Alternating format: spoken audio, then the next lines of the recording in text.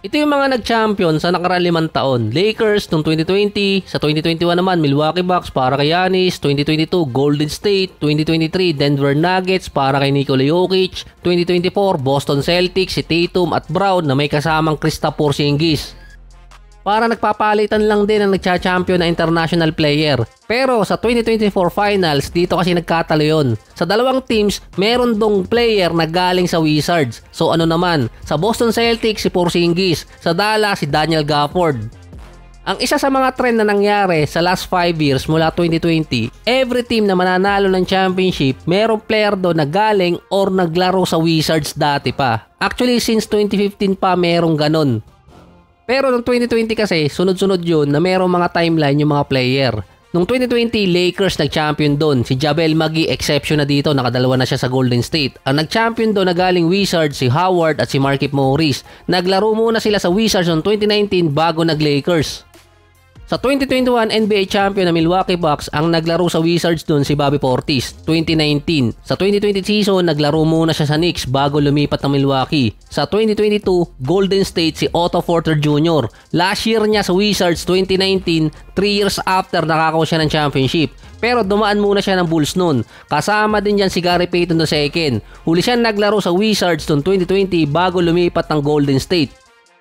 Meron pang isang player doon pero mostly G-League naglaro. Sa 2023 naman, Denver Nuggets, si Ish Smith. 2022 huling naglaro sa Wizards. Kasabay niya si Kentavious Caldwell-Pope nung lumipat ng Denver. Part sila ng trade. Sa unang taon nila sa Denver, nag-champion sila after maglaro sa Wizards. Kasama din dyan si Jeff Green. Pero 5 taon na kasi ang nakalipas nung lumipat siya sa Denver Nuggets mula sa Wizards.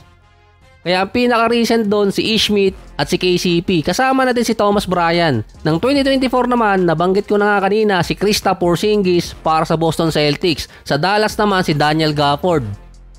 Ito naman yung mga teams na mayroong mga players na galing sa Wizards. So notable lang yung ilalagay ko. Ito yung at least ang timeline 1 hanggang 3 taon.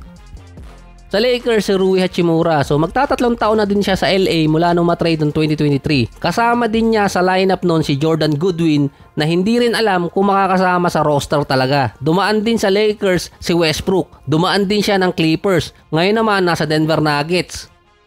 Mukhang walang talab yung trend ng Wizards dito kay Westbrook. So may mali pala ako kanina. Counted na pala yung kay Rui Hachimura sa NBA In-Season Tournament Championship.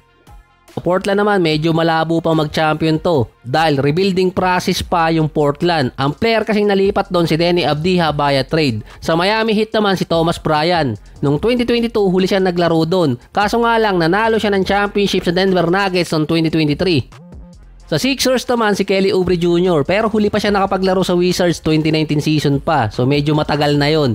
Yung Knicks naman gusto ring sumunod sa trend ng Wizards kasi nasa kanila si Landry Shamet. Doon huli naglaro si Landry Shamet dahil naging part siya ng Bradley Beal trade. Ang isa pang team na merong player na galing Wizards, syempre Phoenix Suns, si Bradley Beal. Papasok pa lang siya ng 2nd taon sa Phoenix Suns. Siya yung star player dati ng Wizards. Ang kulang talaga sa Phoenix Suns last season, point guard. Nakakuha naman sila, si Tyus Jones. Galing din ng Wizards. Huli siya naglaro doon ng 2024. Naging part siya ng Kristaps Porzingis at Marcus Smart trade. Ang 2024 season din, ang pinakamagandang taon nitong si Tyus Jones. Dalawang player na nagaling ng Wizards at kung tatalab din ba sa Phoenix Suns yung trend nila. Kasi ito yung possible last year na makapag-content sa NBA Finals yung Phoenix Suns kung hindi nila bibitawan si Bradley Beal. Problema na nila yung payroll at meron nang magiging free agent for next season or next off-season. Si Kevin Durant magiging 36 years old na sa September 29 at magiging 37 naman siya sa susunod na season. Baka yung trend ng Wizards na player ang magdadala naman ng swerte sa isang team katulad ng kay Kevin Durant at makuha na yung kanyang 3rd championship.